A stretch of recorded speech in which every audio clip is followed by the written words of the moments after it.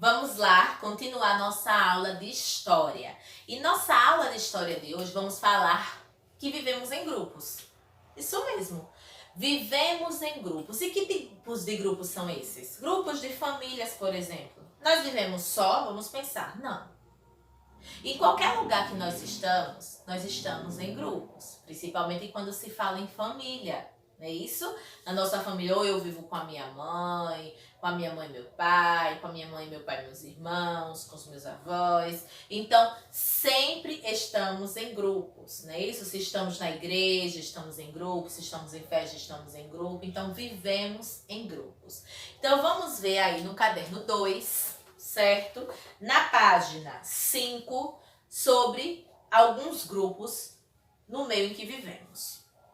Os seres humanos, eles construíram seu modo de vida em grupos. Realmente, foi o que a tia Érica acabou de falar.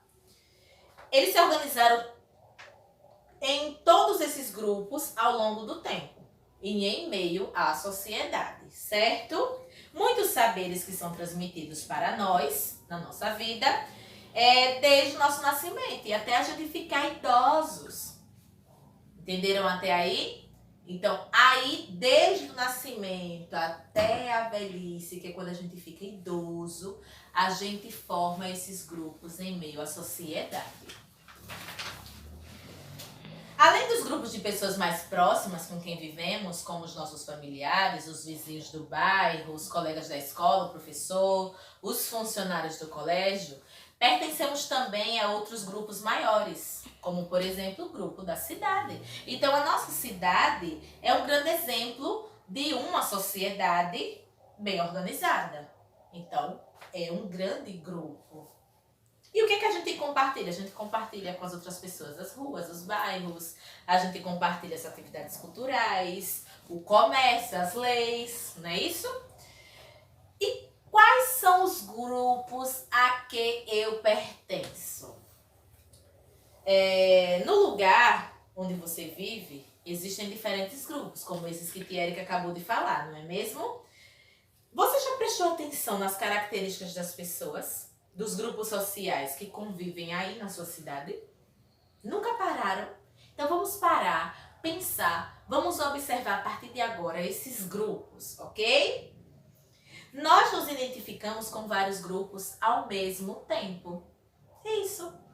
Estamos com as famílias, estamos com os vizinhos, estamos com os familiares escolares, né? Porque quando nós estamos nas escolas, na nossa escola, formamos um grupo familiar também, porque afinal de contas a gente passa parte do nosso dia juntinho.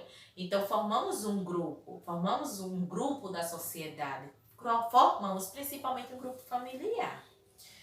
E fazem parte de uma identidade cultural, gente.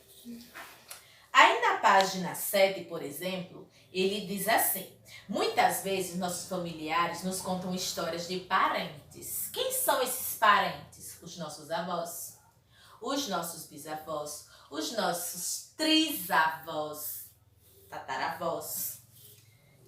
Trisavós, tia, o que são trisavós? São os pais dos nossos bisavós, entenderam? Então, eles viveram há muito tempo. Então, os nossos pais, eles costumam nos contar as histórias dos nossos parentes lá do passado. A relação com essas pessoas e com os grupos que viveram antes de nós também ajuda a construir essa identidade cultural. Então, tia Érica preparou para vocês um slide com algumas fotografias de grupos, como grupos familiares que vivem no campo, que vivem na cidade, que são descendentes, como descendentes de japoneses. Vocês vão ver tudo isso aí no slide, certo? Prestem atenção em tudo direitinho, porque após essa aula teremos que responder a atividade do livro, no qual tia vai colocar as páginas aí no finalzinho para vocês na agenda escolar, tá bom? Então, boa aula, meus amores, prestem atenção em tudo, viu? Tchau! Vivemos em grupos. Os seres humanos construíram seu modo de vida em grupos. Isto é, se organizaram ao longo do tempo em sociedades. Muitos saberes que são transmitidos a nós durante a vida, desde o nosso nascimento até tornarmos idosos, foram desenvolvidos por sociedades que viveram antes de nós, sendo compartilhados ao longo do tempo. As cidades são um exemplo de como a sociedade pode estar organizada. Nela, as pessoas compartilham as ruas, os bairros, as atividades culturais, o comércio e as leis. A quais grupos pertenço? Nós nos identificamos com vários grupos ao mesmo tempo. As histórias de vida de muitas pessoas se cruzam e passam a fazer parte de identidades culturais.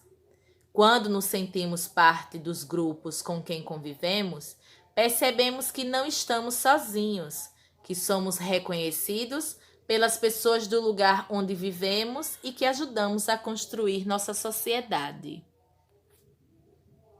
Veja aí alguns exemplos desses grupos de pessoas. Família de agricultores que vivem na área rural. Família que vive na área urbana.